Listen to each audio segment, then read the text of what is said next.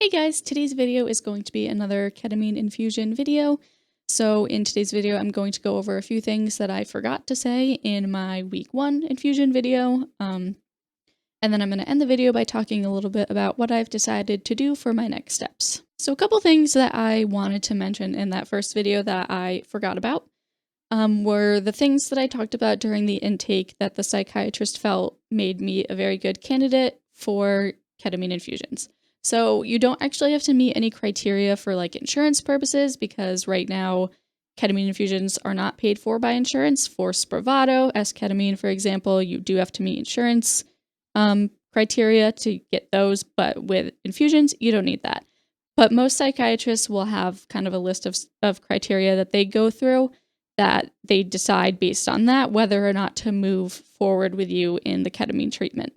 So the things that she said for me that she felt would make me a good candidate for this treatment and someone who would likely benefit from it were the facts that I had a very severe case of depression that has lasted a very long time. I have a history and current chronic suicidal thoughts that are also very severe. I have a very extensive trauma history and diagnoses of PTSD and complex PTSD. So basically what she was saying to me was that the worse you are, the more likely you are to respond to treatment. I don't, this isn't something that I've done my own research on, so I don't know whether or not there are studies to support her claims, but that is what she felt based on her experience working with people getting ketamine infusions. So this is clinically what she has seen.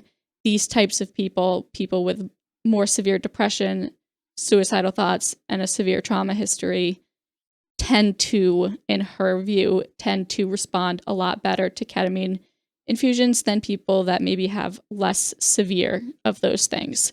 Again, I don't really know how much of that is true, but I know it is based on her experience and what she sees in her clinic, and her clinic only does ketamine infusions, so she sees a lot of people for the infusions. She said no matter what severity of depression or any of those other factors, there's still about 20% of people who don't respond to treatment at all. And that's just something that can't really be predicted beforehand. You kind of just have to go through the treatment and see whether or not it's going to work for you. So now on to the much less fun part of the video. I've decided that I am not going to be continuing with ketamine infusions. I was already thinking that after the first infusion, because basically she told me that I should feel some difference after the first infusion. I should either feel better during the treatment, better the few hours after the treatment, or better over the next couple days after the initial treatment, and that I should have that feeling from the first infusion. This is something I don't know if it's true. I don't know if some people need to do a few more infusions to feel it. I don't know that I gave it a fair chance by going once and not going again, because there's always a chance that I would need a couple more doses to start to feel anything. But the reasons that I've decided to not continue with this treatment are things that I talked to my psychiatrist about. Going into it, my psychiatrist was already a little bit wary, thinking that I probably wasn't going to have a good response, but he wanted to be kind of hopeful. Let me give it a shot, see if it helps, because it's probably not going to make things worse. It did make me feel worse during the treatment, though, I will say that, and I think I said that in my other video about this, but that aside, what we talked about today with my psychiatrist was mostly the reason that he doesn't think that ketamine will work for me is because the way ketamine works is it is supposed to put you into a dissociative, out-of-body, very relaxed, very kind of out-of-it space. You are intended to be very relaxed during this. It's supposed to make you feel good. You're supposed to just kind of be able to chill out, not really care about anything, just kind of let your brain do what your brain's going to do and just kind of enjoy the feeling of the drug. I am not able to do that, not even in the slightest. When I did Spravato, I did 14 treatments. I had a panic attack every single appointment.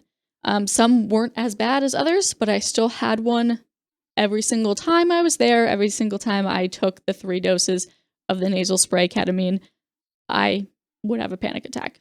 So the same thing kind of happened in my ketamine infusion that I did last week. Had the panic attack, was kind of expecting that. And before I didn't really understand fully why. And what my psychiatrist said to me today about it makes a lot of sense to me. Basically, the feeling that you're supposed to get from the ketamine is intended to make you feel relaxed and like you don't have to worry about anything and kind of like dissociative and out of it. I interpret that as I don't have control. And because of my trauma history and because of kind of who I am as a person, I guess, when I don't have control, that's what makes me panic, especially when it's control over my body.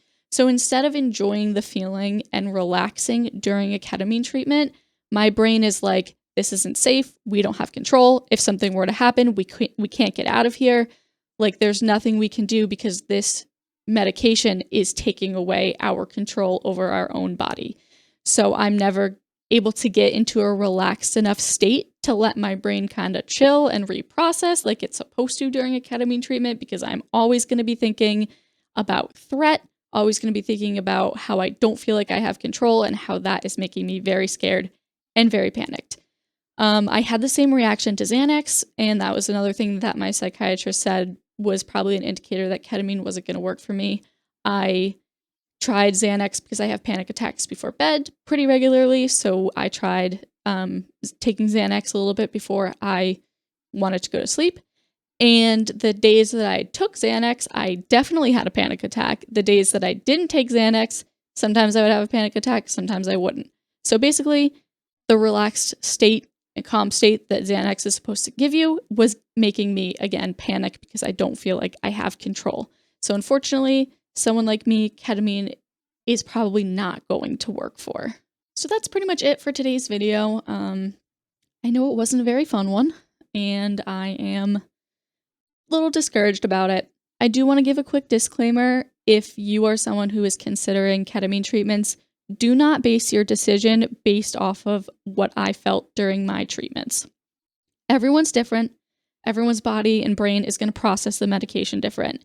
If this is something that you think could help you, bring it up with your psychiatrist. Talk to your doctors. Talk to the doctors that know you, know your history, and know you very well, and they will be able to give you good advice on what to do to move forward. I do not want anybody to use this video as a way to decide whether or not to do ketamine treatments, because again, this is my experience, and my experience is never going to be the same as your experience.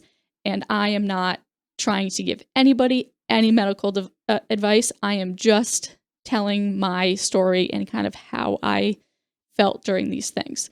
So with that all out there, if you have any questions, please feel free to leave them in the comments. I will do my best to answer. And thank you guys so much for watching, and I hope you have a great rest of your day.